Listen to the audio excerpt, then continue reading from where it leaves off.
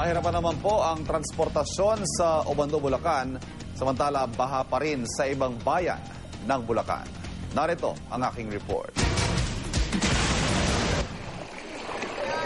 Sa bahagi pa lang ng Barangay Arcong Bato sa Valenzuela patungong Obando, Bulacan, iilang sasakyan na lang ang nakakapasok. Abot tuhod na ang tubig dito pa lang, kaya naman ang mga nagahari, mga padyak, o di kaya mga bangkang gawa sa pinagtagpi-tagping styrofoam at plywood. Ito ang aming sinakyan papuntang Obando, Bulacan. Isa sa mga pinakamahirap na bahagi ng mamuhay sa isang bahaing lugar ay ang transportasyon. Pwede ka maglakad, pero lubhang napakahirap.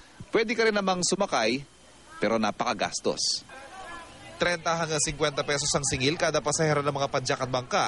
Halagang mahal daw para sa mga tulad ni Aling Lydia na hindi naman daw kalakihan ng kita. Hirap po, pamasahe namin araw-araw, 300 eh. 300? Paano, babayad kami, 50 isa. Papunta pa lang dito, punta pa Malanday. Wala nang nakatitira sa kinikita namin. Pero di naman daw kasi biro ang hirap ng pagpadyak at pagtutulak ng bangka sa hanggang bewang na baha. Mahirap. Ang mga paa mo, katulad ito ngayon, sugat-sugat na sa bato. Pero hindi lang palabas at pauwi ng bahay mahirap, kundi pati na sa loob mismo ng bahay. Si Vincent Tigbawan sa garahe magpapalipas ang gabi dahil pinasok ng bahang loob ng kanilang bahay. Gaya niyan, sarili mong bahay, hindi ka makatulog sa loob dahil binabaha yung loob. Opo, kaya sa garahe na lang. Okay na sa amin yun. Basta makatulog lang. Kaysa naman dito, malamig, malamok pa.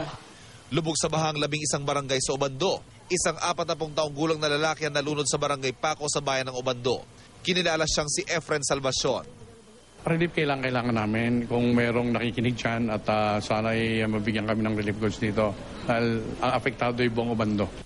Maging sa barangay May Sulaw sa bayan naman ng Kalumpit, abot hanggang dibdib ang baha.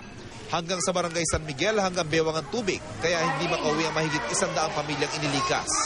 Lubog din ang bayan ng Hagonoy, kaya ang isang ililibing, pinasa na lang ng mga residente patungong sementeryo.